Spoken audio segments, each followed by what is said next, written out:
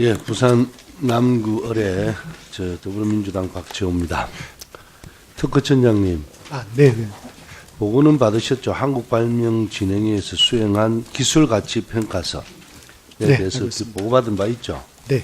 그래서 모 기업의 평가서가 중국 시장까지 합하면 6,536억의 가치가 있다, 이렇게 평가했습니다. 물론 뭐 평가 금액이 높을수록 우리나라 기술이 좋은 거죠.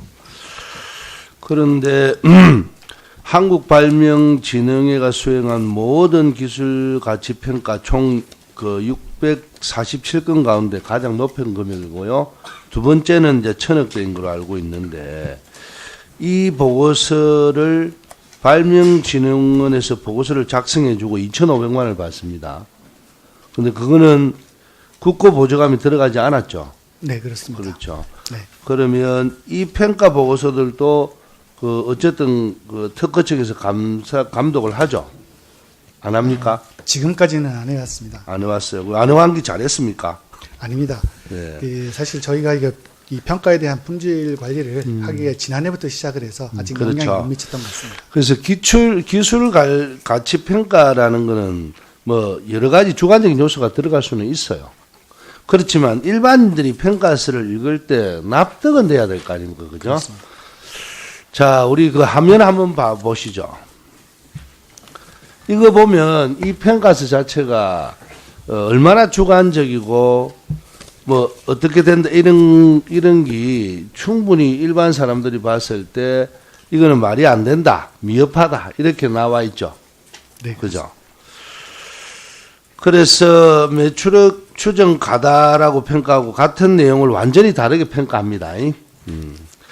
그런데 본 의원이 이제 알아보니까 특허청 산하에 15개의 기술평가기관이 발행한 평가서 중 국가 보조금을 받는 평가서를 심의 점검한 것은 254건을 이제 분석 자료를 한번 받아봤거든요. 네. 그런데 2006년도에 모 기업이 신청하고 기술보전기금에서 발행한 평가 보고서에 대한 특허청의 검증표를 한번 보시죠. 예. 이 비판이 아주 신랄합니다. 평가 결과가. 뭐 말할 수 없죠. 평가 참여자의 정보 미비로 역량 파악이 불가하고 막 이렇게 쭉 나와 있습니다. 다시 또 화면 보시면 이 보고서는요, 분량만 채운 보고서라고 밖에 볼 수가 없습니다. 그래서 한마디 하면 정보 보조금만 축냈다는 생각이 들죠. 맞죠? 물론 그렇지 않은 것도 있지만 대다수 그렇습니다. 많이 미흡합니다. 예. 그래서 우리나라 이제 기술평가가 어찌 보면 이 시장의 그런마인 거는 맞아요.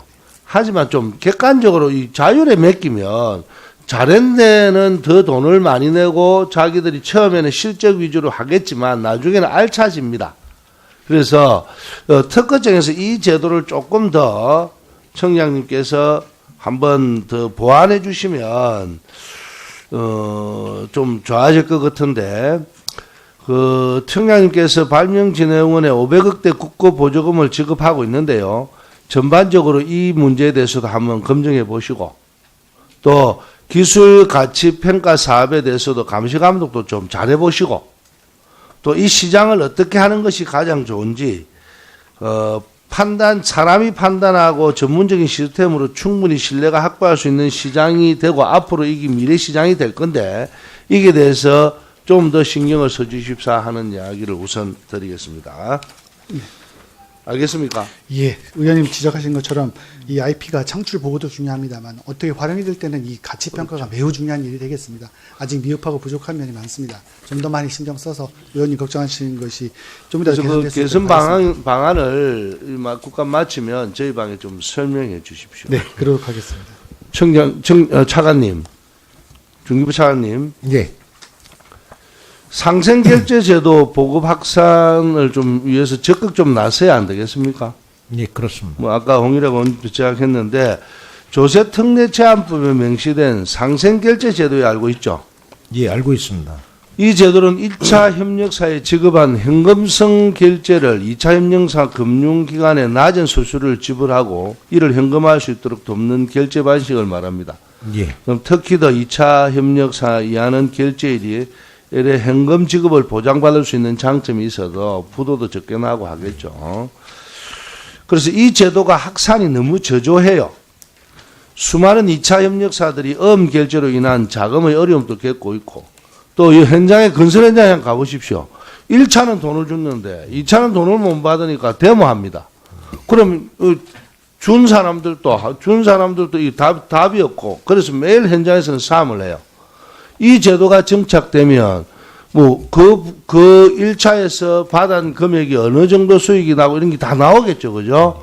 이걸 좀 하면 국가 전체적으로 봤을 때 엄청나게 빨리 상생의 기도로 갈 수 있는 그런 제도입니다. 그래서 제가 이게 대한 법안을 냈는데요.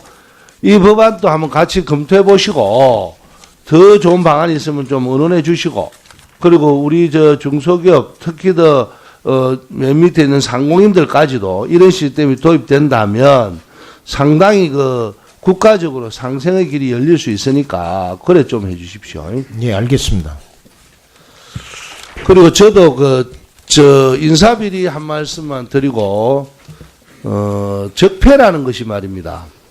이 계시는 우리 감사 받으러 오신 분들도 이해를 하지만 자기가 안 당하면 적폐를 모릅니다. 자기가 당해보면 적폐가 어떤 것인가를 너무 잘 압니다. 국가기관이 한 개인을, 또 국가기관이 취업자들을 그렇게 만드는 나라는 전 세계에 3만 불까지 가는 국가가 있을 수 있습니까? 공정성이 뭡니까? 공정성이 없는 국가가 국가입니까? 국가가 개인을 보호해주지는커녕 오히려 피해를 주면 그게 적폐입니다. 오래된 폐단이 쌓이고 쌓인 게 적폐입니다. 적폐를 없애자는 것이 일반 기업인들이 볼 때는 너무 우리가 그쪽으로 몰아간다 하지만 당하지 않는 사람은 모릅니다. 그런데 엄청난 숫자가 지난 9년 동안 국가를 믿지 못하는 적폐에 쌓여 있습니다. 그래서 이번에 이 문제만큼은, 인사비리만큼은 물론 다른 기관은 또 다른 기관대로 하고 있습니다. 왜냐하면 억울하게 당한 사람이 너무 많아요. 지난 9년 동안 개인이 국가 공권력으로부터 세금 내고 보호받기는커녕 더 많은 피해를 봤으면 이 나라를 떠나고 싶죠.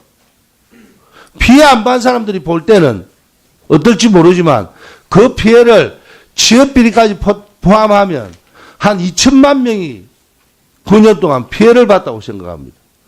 우리 자식이 취업하는데 아버지는 볼 수가 없어요. 내가 줄이 없어서 못 줬다고 생각합니다. 자식들도 시험 치는 자식들이 다 알아요. 그렇게 만들어 놓은 사람들이 누굽니까 도대체? 공무원은 공무원다워야 되고, 예? 그리고 나라를 살림하는 사람은 나라 살림 사람처럼 다워야 되고, 법관은 법관다워야 되고, 기자는 기자다워야 되고. 우리나라는 이 시스템이 무너진다. 그러면 그 적폐를 청산하고자 할 때 적극 동참하셔서 누구든 가담하고 은폐한 사람들은 확실한 처벌을 받을 수 있는 국가가 되지 않으면 누가 여러분 자식들도 국가를 믿고 어떻게 행동하겠습니까? 네, 박재훈님 수고하셨습니다. 다음 김수민 의원 질의하시겠습니다.